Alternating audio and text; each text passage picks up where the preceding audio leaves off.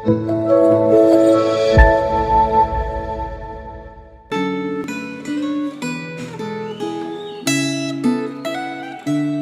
Tuhan, saudara sekalian, untuk hari ini kita bertemu kembali untuk bersama merenungkan firman Tuhan. Bagian yang akan kita renungkan bersama terambil dari Matius pasal yang ke-12. Saya akan membacakan ayat yang pertama, kedua, 6 sampai dengan 8. Mari kita bersama-sama menyimaknya. Pada waktu itu, pada hari Sabat, Yesus berjalan di ladang gandum karena lapar. Murid-muridnya memetik bulir gandum dan memakannya. Melihat itu, berkatalah orang-orang Farisi kepadanya, "Lihatlah, murid-muridmu berbuat sesuatu yang tidak diperbolehkan pada hari Sabat." Ayat yang ke-6, "Aku berkata kepadamu, di sini ada yang melebihi bait Allah. Jika memang kamu mengerti maksud firman ini, yang ku kehendaki ialah belas kasihan dan bukan persembahan, tentu kamu tidak menghukum orang yang tidak bersalah. Karena Anak Manusia adalah Tuhan atas hari Sabat." Mari kita berdoa. Tuhan, terima kasih untuk firman-Mu yang senantiasa menjadi penuntun dan pegangan di dalam hidup kami. Kami rindu hari ini kami bisa jalani, dan setiap interaksi kami menunjukkan karya Kristus yang indah. Dan kiranya firman-Mu ini senantiasa menerangi langkah kami, sehingga kami berjalan di dalam kebenaran. Di dalam Kristus kami berdoa. Amin.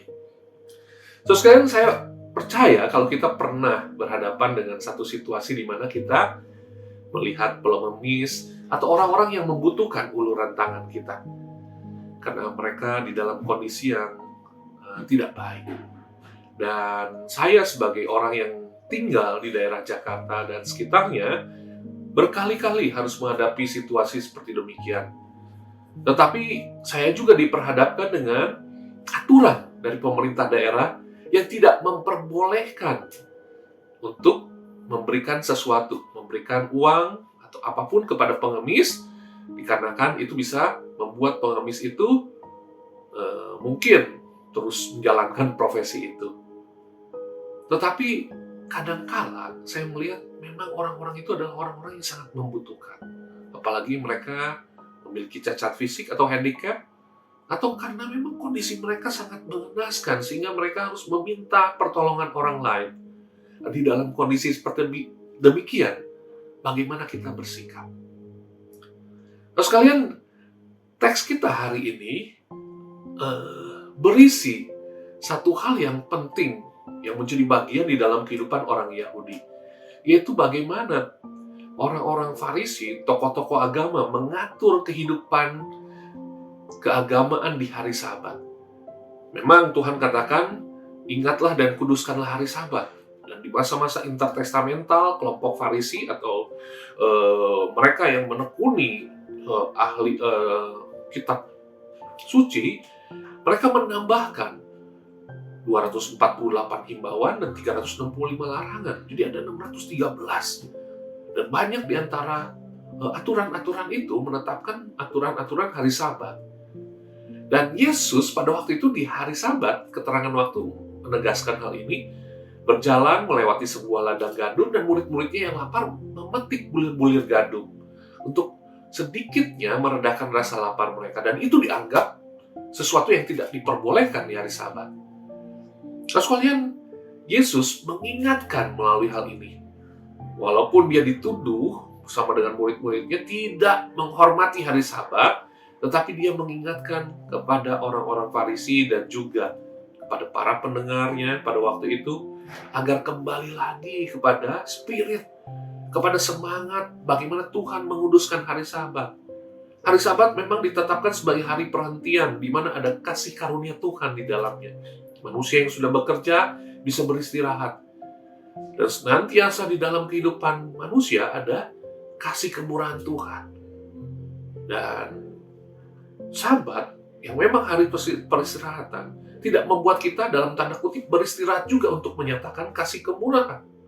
Justru di hari Sabat, di hari di mana kita melayani Tuhan, di mana kita mendekatkan diri kepada Tuhan, justru kita harus menyatakan kasih Tuhan, kebaikan dan anugerah Tuhan. Dan inilah panggilan yang sebenarnya. Jangan sampai salah tafsir. Jangan sampai karena lebih menekankan aturan, ketaatan kepada aturan-aturan yang seakan-akan setara dengan kitab suci, maka kita gagal untuk memahami hal ini. Taurat tergantung atas dua perintah yang paling utama.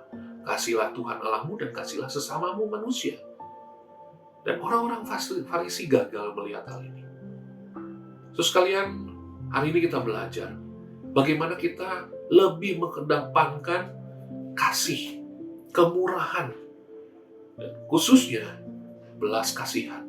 Ketika ada orang-orang yang di dalam kondisi tertentu, apakah kita tetap di dalam aturan-aturan yang justru menjadi penghalang kita untuk melakukan ibadah aktual kita, menunjukkan kasih Tuhan yang sesungguhnya di tengah kehidupan kita. Kiranya Tuhan menolong kita untuk selalu mengingatkan bahwa setiap waktu, setiap keadaan seharusnya membawa kita untuk menunjukkan bahwa kita adalah anak Tuhan yang dipenuhi kasih, dipenuhi kemurahan, dipenuhi belas kasihan. Tuhan menolong kita sekalian. Mari kita berdoa. Tuhan, terima kasih untuk firman-Mu. Kami rindu hari demi hari kami menjalani dengan senantiasa mengingat kami adalah orang-orang yang sangat beruntung mendapatkan anugerah Tuhan. Sehingga biarlah kami juga menjalani hidup ini senantiasa menyatakan kasih anugerah itu lewat kehidupan kami, lewat perbuatan kami. Terima kasih ya Tuhan. Di dalam Kristus kami berdoa, bersyukur. Amin. Tuhan memberkati kita sekalian, saudara sekalian.